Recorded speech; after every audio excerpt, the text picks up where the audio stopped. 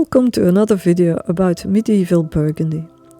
As I already mentioned in the video about the castle of Moulins-en-Gilbert, there were a number of battles between Burgundy and France in the Nièvre region in the 1460s and 1470s.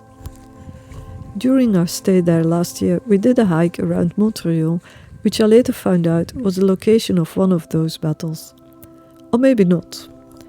I became rather intrigued by this battle when I did some research about it. It's a rather obscure battle and it's not easy to reconstruct it correctly, as there seems to be no agreement about the exact date or even the location where it took place. Apparently numerous words have been written about it, and we're gonna add some more. The events we're going to talk about took place in the year 1475. Here is a short and simplified summary of the political situation in that period.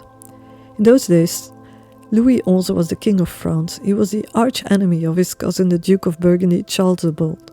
Charles the Bold himself was a vassal of the King of France, but was very powerful and very rich. He tried to gain his independence of the French king while already acting like an independent ruler. Unfortunately, he was also very stubborn and reckless, and Louis played with him like a cat plays with a mouse.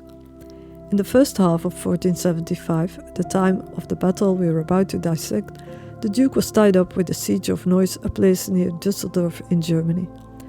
Meanwhile, the Duke's half-brother Anthony was still travelling through Italy on a diplomatic mission. Charles's representative in Burgundy at that time was the Marshal of Burgundy, Antoine of Luxembourg, the Count of Russie. Antoine was the son of Louis of Luxembourg, Count of St. Paul, who had not yet been beheaded for treason, but would be a few months later. I'm still trying to figure out if there are actual family ties with Arjan the Bishop, but that's not for this video. As I mentioned before, even the date of the mystery battle is not set in stone. It's likely 20 or 21 June 1475, but some sources mention July. The exact location is just as fuzzy. It took place in one of a few possible sites in the Nièvre region around Château-Chinon. Opposing parties were the armies of the French king and the Duke of Burgundy. In the spring of 1475, King Louis asks Jean, Duke of Bourbon, to go fight the troops of Charles the Bold in the Nièvre. As Charles is tied up with the siege of Neuss, it's an ideal moment for the French king. The Duke of Bourbon provides 86 lances and Geoffroy de Chabannes 4,000 archers from the Auvergne. Local and other troops complete the French army. The Duke of Bourbon is not going with the army because he's suffering from gout. The general command is in the hands of Béraud de Lespinasse. The French troops march via Corbigny and establish themselves at Saint-Léonard. The Burgundian commander at Château-Chinon is worried about this and warns the ducal authorities about this twice. As a side note, Charles the Bold is Count of Château-Chinon through his marriage with his cousin Isabelle de Bourbon. On the 4th of June 1475, part of the French troops conquered the lower city of Château-Chinon and two towers of the inner city. The main army of the Duke of Bourbon stays where it is. The Count of Russie launches a counter-attack in the following days. He reconquers Château-Chinon and marches on to Corbigny. The exact location of the battle, however, as mentioned before, has been under heavy debate. One possible location is Sermage. Another source mentions the Champ de Guy near Château-Chinon. The third location mentioned is Montreuillon. Let's go over all these possibilities. It's not very clear if the battle is the same as the one of Montreuillon. It could have happened on the 20th of June or 20th July even, or even 10 years earlier, 1465. The battle supposedly took place northwest of Sermage in a location which is indicated by La Bataille. This means the battle on an old cadastral plan of 1842. We crossed this area in 2024, but there's not much to see nowadays apart from fields and meadows. There is a small commemoration sign at the entrance of a path near the woods, but we didn't come across this when we were in the area, so I'm gonna borrow some pictures from Google Maps. Apparently human remains and other artifacts have been dug up in this area, hinting at a large battle, but I have found very little info about this. The number of casualties may have been around 2,000. During the battle, also a number of prisoners were made, including the Count of Russie, Antoine of Luxembourg. In any case, the Burgundians were defeated and they retreated. More smaller battles took place, among others at Creusverne. Some medieval and modern sources claim the battle took place north of Château-Chinon in a place called Champs de Guy or Fields of Guy, now the domain of Montbois. One of these old sources is Jean de Roy in his Chronique Scandaleuse, which is a report of the life of Louis XI. In this place, lances, helmets and cannonballs have been discovered, which seems to point at the battle. The place seems less likely though, so we're gonna move on to the next location. The third possible location is Montreuillon.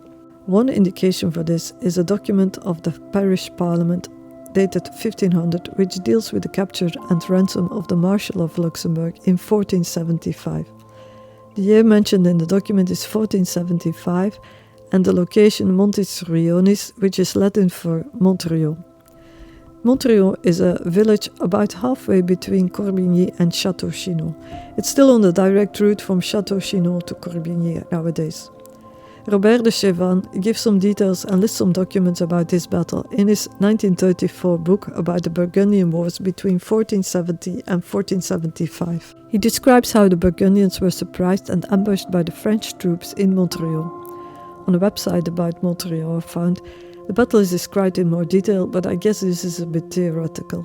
It's possible that the French troops had been positioned in the higher fields in the valley of Montreuillon. A first battle could have taken place there.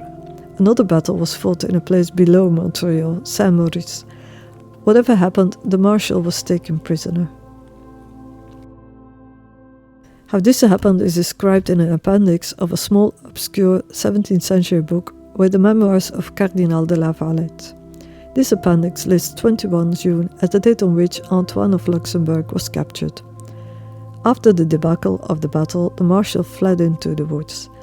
A certain Bohan de Belvezin, known as the bastard of Rouvre, who fought under the banner of Beaujolais, found the marshal first.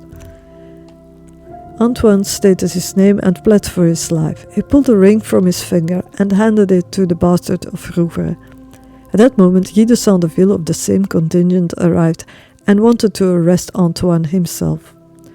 After some discussion, the bastard of Rouvre handed Antoine over in the hands of Sandeville. They were still busy with this when two archers under the command of the Chaban mentioned before arrived, a man named Pierre Guillon and a man named Montelard. All four started quarreling about who would get the prisoner, and the ransom of course, and for a while it didn't look too good for Antoine. He might have lost his life if the four French soldiers had not come to an agreement. Ultimately, they decided that they would split the ransom amongst them. As this way, Antoine's life was secured as the battle was still going on around him, but he had 4 men to protect him. They left Antoine for the time being in a field of oats under the guard of the 2 archers. Sandeville seems to have been the first to have informed the general of the French troops, Béraud de Lespinasse, of the capture of Antoine. The marshal was disarmed and brought to the lodgings of the general. Afterwards, he was transferred to Moulins, where he was imprisoned. King Louis didn't want him to stay in Moulins and had him brought to the Great Tower in Bourges. On the 13th of September, the Treaty of Solèvre was concluded between Louis and Charles. In December, Louis had Antoine transferred to Plessis-les-Tours, where the king personally talked to the Burgundian marshal. It was not a pleasant conversation. In the end, the king put a ransom of 4,000 gold écus on the marshal's head. For a long time, Louis kept Antoine in several places in his kingdom, guarded by Philippe de Crèvecoeur, the Lord of Corders, which we already encountered during the Battle of Dinant in 1466. Philippe got a little bored with his task and discounted the ransom to 20,000 écus. This sum seems to have been the final ransom. Antoine had to pay a life annuity of 1,200 Parisian pounds, which he did. One can only imagine the fury of the Duke of Burgundy when he learned of all this. This was one of the reasons why he urged his half-brother Anthony the Bastard to return home from Italy immediately to deal with the situation in Burgundy. And that's what the bastard did.